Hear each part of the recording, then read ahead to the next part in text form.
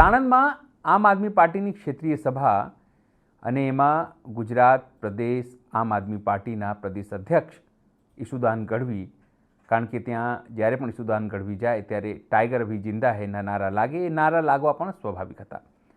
ઈશુદાન ગઢવીએ પોતાના ભાષણમાં એક વાત જરૂરથી કહી છે કે અત્યારે અમારો વારો છે અને સરકાર જ્યારે આવશે ત્યારે તેઓ વિપક્ષને એટલે કે સત્તા પક્ષને ચીમકી આપી છે કે પછી તેઓને ઘરમાંથી પણ છોડવામાં નહીં આવે, ઉપાડી લેવામાં આવશે. સ્વાભાવિક છે, કાર્યકર્તાઓને જોશ આપવામાં તેઓ સફળતા તો દેખાય છે, પણ સવાલ એ છે કે સરકાર ક્યારે આવશે એ કહેવું મુશ્કેલ છે. નમસ્કાર, હું છું ચિંતામણી પુત્ર અનિલ પટેલ. આવો સાંભળીએ ઈશુદાન ગઢવીએ શું કહ્યું અને એનાથી કેવો પ્રકારનો જે માહોલ છે તે બન્યો. બોલો ભારત માતા કી ઇન્કલાબ. ભાજપને અમિત શાહને ખબર નથી કે એક જગ્યા બદલાવો ને તો ટાઈગર બીજી લેતા વાર નથી લગાડતો. સાચું કે નહીં મિત્રો? આજે આપણા ક્ષેત્રીય બૂથ કાર્યકર્તા સંમેલનમાં તમારો મારો જુસ્સો પૂરો પાડવા માટે આપણા રાષ્ટ્રીય કન્વીનર અને ભાજપના દિલ્હીના નેતાઓની ઊંઘ હરામ કરનાર એવા માનનીય અરવિંદ કેજરીવાલજી આપણી વચ્ચે ઉપસ્થિત છે. એકવાર તાળીઓનો ગડગડાટ થઈ જાય સાહેબ. નેતા કેવા હોય તો અરવિંદ કેજરીવાલજી જેવા હોય. નેતા કેવા હોય કે જેણે પોતાની કારકિર્દીને લાત મારીને પ્રજાના હિત માટે તન મન અને ધનથી પોતાનું સર્વસ્વ ચડાવી દેનાર નેતા હોય. અને એટલા માટે આજે આપણે ગર્વ થાય છે. માનનીય અરવિંદ કેજરીવાલજી ઉપસ્થિત છે, માનનીય ગોપાલ રાયજી, માનનીય ગોપાલભાઈ, ગોપાલો વધતા જાય છે, માનનીય મનોજભાઈ, સાગરભાઈ, જોયેલબેન અને સમગ્ર આમ આદમી પાર્ટીની ટીમ અને તમે મિત્રો દૂર દૂરથી પધારેલા. આજે મારે આપની સમક્ષ મિત્રો 4 વાત કરવી છે. વધારે એટલા માટે નથી કહેવું કે આપણે માનનીય અરવિંદ કેજરીવાલજીને સાંભળવાનું છે, પણ તમે જુઓ આજે આપણી નિકોલમાં આ સભા હતી કે નહીં? જોરથી બોલજો, હોંકારો બરોબર આવવો જોઈએ. નિકોલમાં સભા હતી. ભાજપે એટલી હદે કોશિશો કરી કે એમણે ત્યાં જમીન માલિકને છેલ્લે ધમકીઓ આપીને આ સભાઓ રદ કરાવડાવી. અહીંયા હું લગભગ 1 મહિના પહેલા, કેમ આજે 1 મહિના પહેલા કે 1.5 મહિના પહેલા આપણી સાથે આપણા આગેવાન જોડાયા હતા. એમની આ જમીન છે, હું એમને લાખ લાખ અભિનંદન આપું છું. મિત્રો આપણી પાસે કાંઈ નથી સત્તા, નથી સંપત્તિ, નથી એવા નેતાઓ. મિત્રો તમારી પાસે જે નેતાઓ છે એ ઈમાનદાર છે. ભલે સંપત્તિવાન નથી પણ એ લડી શકે. મોટા મોટા 30 માળખા જેના સમજતા હોય એની સામે મોરે મોરો દેવા વાળા તમારી પાસે નેતા છે સાહેબ. આપણે લોકોથી ફાટી નથી પડતા. આજે આપણે બતાવી દીધું કે એક જગ્યાએ તમે સભા નહીં કરવા દો તો અમે બીજી જગ્યાએ કરીશું. હમણાં મને દુર્ગેશભાઈ કહેતા હતા કે સુદાનભાઈ આ 4થી જગ્યા છે જે આપણે પસંદ કરી છે. 4 જગ્યા, ત્રીજી 3 કેન્સલ થઈ. ચિંતા કરવાની જરૂર નથી. હું રસ્તામાં હોઉં ને એટલે લખી લઉં છું.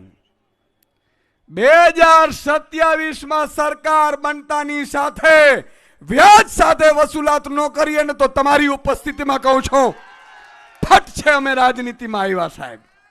તમે એમ સમજો છો સત્તા કોઈ દિવસ કાયમી નથી રહી. આવી જ સત્તાનો અહંકાર રાવણને આવ્યો હતો, આવી જ સત્તાનો અહંકાર કંસને આવ્યો હતો. ઈ કંસ અને રાવણની ઓલાદોને કહેવા માંગુ છું કે માપમાં રહેજો. જે દિવસે અમારા હાથમાં આ જનતાએ સત્તા આપીને જનતાએ સુકાન સંભાળ્યું ને, અમે તો આજે અમારા ઢીંઢા મજબૂત છે, વાહા મજબૂત છે. આજે રાજુ કરપડા, પ્રવીણ રામ 3 મહિનાથી વધુ જેલમાં રહી જગ્યા છે, પણ તમારી એકની તાકાત નથી 10 દિવસ તમે જેલમાં ગુજારી શકો સાહેબ. એટલે વાર એટલું જ કરજો જેટલું ખમી હગો. બાકી અમે કોઈનું ઉધાર રાખતા નથી ભાઈ. હિસાબ બરોબરનું કરીશું. બરોબર છે કે નહીં? પણ મિત્રો, આ બધી વસ્તુમાં સત્તા તમારી હાથમાં છે. આજે હું તમને જે કહેવા આવ્યો છું એ કહેવા આવ્યો છું, વિનંતી કરવા આવ્યો છું કે શું કાયમી આપણે આજ કરવું જ?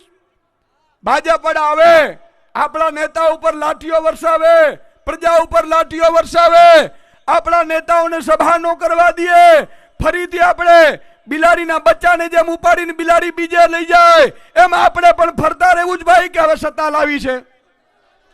જોરથી બોલો, ફરતા લેવું ને સત્તા લાવી છે? તો મિત્રો, તમારા હાથમાં છે. આ ક્ષેત્રીય બૂથ કાર્યકર્તા છે અને એમાં મારો એક સાવજ જેવો એક બૂથ ઉપર એક કાર્યકર્તા આજે આવ્યો છે. અને હું કહું છું ને કે હું ટાઈગર અભી જિંદા હે, તો એમને એમ નથી કહેતો, તમારા બળ ઉપર કહું છું, તમારી શક્તિ ઉપર કહું છું સાહેબ. મને પૂરો વિશ્વાસ છે કે તમે ક્યારેય મને નબળો નહીં પડવા દો, ક્યારે અરવિંદજીને નબળા નહીં પડવા દો. મને એટલી ખબર છે અમે વેચાઈશું નહીં અને તમે ઢીલા ન પડતા. આ બે વાતે આપણે સમજોતા કરવાની જરૂર છે. આજે તમે વિચાર કરો, આજે હાલત કેવી થઈ ગઈ છે મિત્રો, આપણી કેવી હાલત થઈ ગઈ છે. આજે હું જોઉં છું મહિલાઓ એટલી પરેશાન છે. માતા બેન દીકરીઓ અહીંયા આવી હશે મિત્રો, ભાજપનો 30 વર્ષનું શાસન થયું, પણ માનનીય અરવિંદ કેજરીવાલજી મને કહેતા હતા, મને કે સુદાન મેરા એક સપના હૈ. એટલે મેં કીધું સાહેબ શું સપનું છે તમારું? મને કે 2 કરોડ ને 32 લાખ મહિલાઓ ગુજરાતમાં છે. એ 2 કરોડ ને 32 લાખ મહિલાઓ જે દિવસે સત્તા આવે અને મારી માતા બેન દીકરી મહિનાની 1 થી 5 તારીખ થાય અને એના મોબાઈલમાં મેસેજ આવે, ટુઈ ટુઈ ટુઈ મેસેજ આવે, અને એમાં મહિને ફિક્સ કરેલી એક એમાઉન્ટ મારી માતા બેન દીકરીના ખાતામાં પડે, એવું આ સપનું લઈને માનનીય અરવિંદ કેજરીવાલજી આવ્યા છે. બોલો, આ કરવું જોઈએ કે ના કરવું જોઈએ? મિત્રો, આપણે ભાજપ જેવા ફેંકુડે નથી. ભાજપે હમણાં બિહારમાં મહિલાઓને 75 લાખ મહિલાઓના ખાતામાં 10,000 રૂપિયા નાખ્યા. ચૂંટણીના 2 મહિના પહેલા નાખ્યા અને હવે બંધ કરી દીધા, ચૂંટણી પતી ગઈ એટલે. આપણે એવા નથી મિત્રો. આપણું એક સપનું છે. હમણાં અરવિંદજી મને કહેતા હતા, મને કે 30 વર્ષના શાસનમાં આ લોકો રોડ રસ્તા ન કરી શક્યા, ગટર વ્યવસ્થા ન કરી શક્યા, એમણે પાણીની શુદ્ધ પાણી નથી આપી શકતા, ખેડૂતોને ભાવ નથી આપી શકતા, ખેડૂતોને ખાતરમાં પણ નેનો બટકાવે છે. એટલો કેટલી બધી પીડાઓ છે. એનો સમાધાન એક જ છે, ભાજપને મારો લાત, ઝાડુને આપો સાથ અને સમસ્યાને કરો સાફ. હું આ સૂત્ર આપું છું, તમારે ફરીથી બોલવાનું છે. ભાજપને મારો, ઝાડુને આપો, સમસ્યાઓને કરો. મિત્રો, ઢગલાબંધ સમસ્યાઓ છે. હમણાં અરવિંદજી કહેતા હતા મન કે યાર યહાં પે ડ્રગ્સ.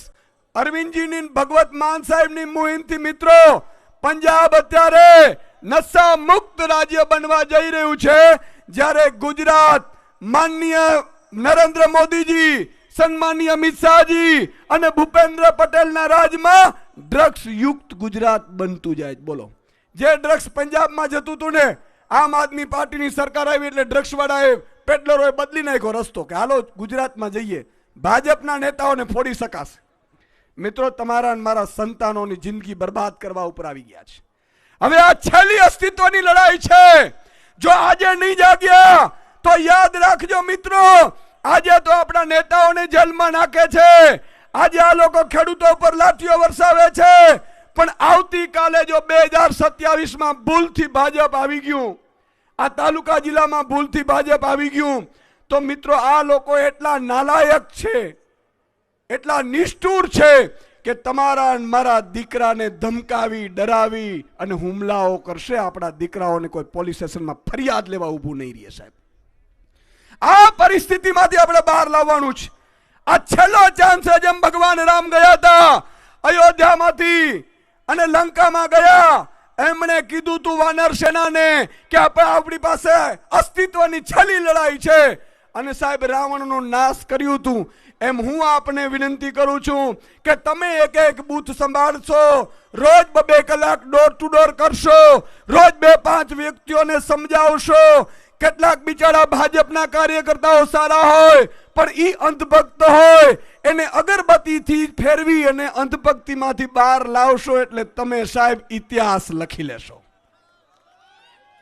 આ કામ આપણે કરવાનું છે મિત્રો. આજે પંજાબમાં 600 યુનિટ વીજળી ફ્રી મળે છે 2 મહિનાની, અને આપણે ત્યાં સ્માર્ટ મીટર. ભાઈ આપણે સ્માર્ટ મીટરની વાત હતી 2022ની ચૂંટણીમાં, ભાજપે કીધું હતું. એને સ્માર્ટ સ્કૂલની વાત કરી હતી. ભાઈ થોડું વધારો ને, આ તો ગોળું કાપી નાખશે. એને સ્માર્ટ સ્કૂલની વાત કરી હતી, સ્માર્ટ હોસ્પિટલની વાત કરી હતી. એ બે નો કર્યું અને સ્માર્ટ મીટર બટકાવે છે. મિત્રો ભૂલથી પણ જો તાલુકા જિલ્લામાં ભાજપ આવી ગયો, ભાજપનો આપણો મામાનો કે કાકાનો સાળો બનેવી કોઈ પણ તાલુકા જિલ્લા કે નગરપાલિકા કે મહાનગરપાલિકામાં ઉભો રહીએ, એને તારે હાથ જોડીને તમારે કહેવાનું છે કે ભાઈ તારી તાકાત નથી, તું કંસ મામો છે. ભગવાન કૃષ્ણએ આપણે કીધું તું કે સામેની પાર્ટીમાં આસુરી શક્તિમાં જી પણ હોય એ બધા કંસ મામાઓ છે, પછી ભલે સગો મામો હોય ભાજપમાં. અને એટલે તમારે એને કહેવાનું છે કે આમ આદમીમાં હોય તો મત મળશે, બાકી મત. તો મિત્રો આજે છેલ્લી અસ્તિત્વની લડાઈ છે. આજે પંજાબમાં વીજળી ફ્રી છે. 43,000 કિલોમીટરના રોડ રસ્તા પંજાબમાં થાય છે મિત્રો. આલા ગ્રાન 20-20 વર્ષ રોડ તૂટે નહીં એવા રોડ બને. અને આપણે ત્યાં દર 5 કિલોમીટર એક ખાડો હોય કે ન હોય? મિત્રો આ ખાડામાંથી મુક્તિ મેળવવી છે આપણે ખેડૂતોને જે અત્યાચાર થાય છે, કરદા પ્રથા કરે છે, એપીએમસીઓમાં લૂંટે છે, આ બધામાંથી મુક્તિ મેળવવાની છે કે નથી મેળવવાની?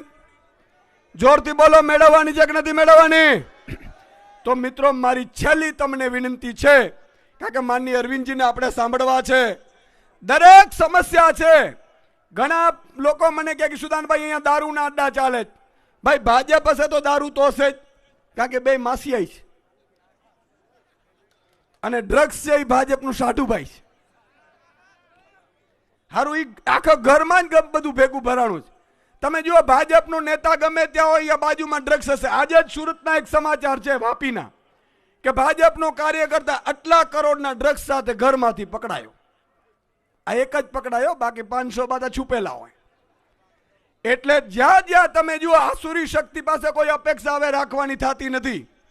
અને એટલા માટે જો તમે બૂથ સંભાળશો, તમે જો બૂથમાં મજબૂત થશો, તમે મિત્રો લોભ લાલચમાં નહીં આવો, તો યાદ રાખજો મહાત્મા ગાંધી, સરદાર વલ્લભભાઈ પટેલ 100 વર્ષ પહેલા જે મહેનત કરતા હતા, પણ અસલી આઝાદી મળી નથી. આ દેશી અંગ્રેજોએ કબજો કરી લીધો છે.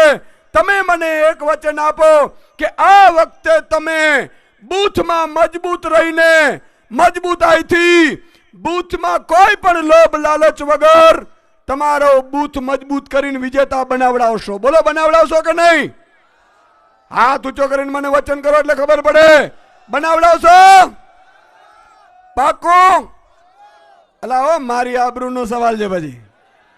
હા, વિસાવદરમાં મેં પ્રચારમાં હતા ને, તો હું મીટિંગ લઈને બેઠો તો તાલુકા વાળાની. તો એક તાલુકા પ્રમુખ કે સાહેબ અહીંયા ચિંતા કરવાની જરૂર નથી, બધું પેક છે. મને કે પેક છે? મેં કીધું હું વાત કરે? મને કે ચિંતા જ નહીં ને. અને અડધો કલાક પછી મારો બેટો વિડીયો બનાવતો હતો આપણી સામે. આવું ન થાય હો ભાઈ. અમે અત્યારે મોત જીવ સટોસટની બાજી લગાડે છે. તમે જો અહીંયા બધા નેતા છે કેવા છે? બધા હારા છે કે નથી? અહીંયા બધા નેતાઓ છે ભાઈ. કોઈએ બેંક લૂંટી છે, કોઈ બુટલેગર છે, કોઈએ ખેડૂતોના કરદા કર્યા છે. તો આવા મળે ક્યાંથી? મિત્રો માનનીય અરવિંદ કેજરીવાલજીની એક વાત કહું જેના ઉપર હું ફિદા છું. જ્યારે એમણે ઇન્કમટેક્સ કમિશનર હતા ત્યારે મિત્રો ધારો તો 1.5 રૂપિયો આવી શકત, પણ એ કરપ્શન તો નહોતા થવા દેતા. પણ સાંજે 6 વાગે માનનીય અરવિંદ કેજરીવાલજી નોકરીમાંથી છૂટા થાય અને ગરીબની ઝૂંપડીમાં જઈને બાળકોને ભણાવતા હતા. આવા નેતાઓ સાહેબ યુગો પછી આપણે મળતા હોય છે. આવા નેતાઓનું નેતૃત્વ આપણે મળ્યું છે. અને એટલે જ તમે જુઓ જમ્મુ કાશ્મીર થી કેરેલા સુધી બધા લોકો એમ કે છે કે આપ આવે, આપ આવે, આપ આવે, છે કે નહીં? ભાજપ જાય છે. છેલ્લી એક વાત કહીને મારી વાત પૂરી કરું છું. કોઈએ ચિંતા કરવાની જરૂર નથી, તમે ખાલી બૂથ સંભાળો, બાકી અમે બેઠા છીએ, મોરે મોરો કરી દેવું. કોંગ્રેસનું સૂરજ ડૂબી ગયું છે, ભાજપનું અસ્ત તરફ છે, અને આમ આદમી પાર્ટીનો સૂરજ ગુજરાતમાં ઉગી ચૂક્યું છે. સાહેબ, બોલો ભારત માતા કી જય, જવાન ઇન્કલાબ. अरविंद केजरीवाल जी तुम आगे बढ़ो, अरविंद केजरीवाल जी तुम आगे बढ़ो.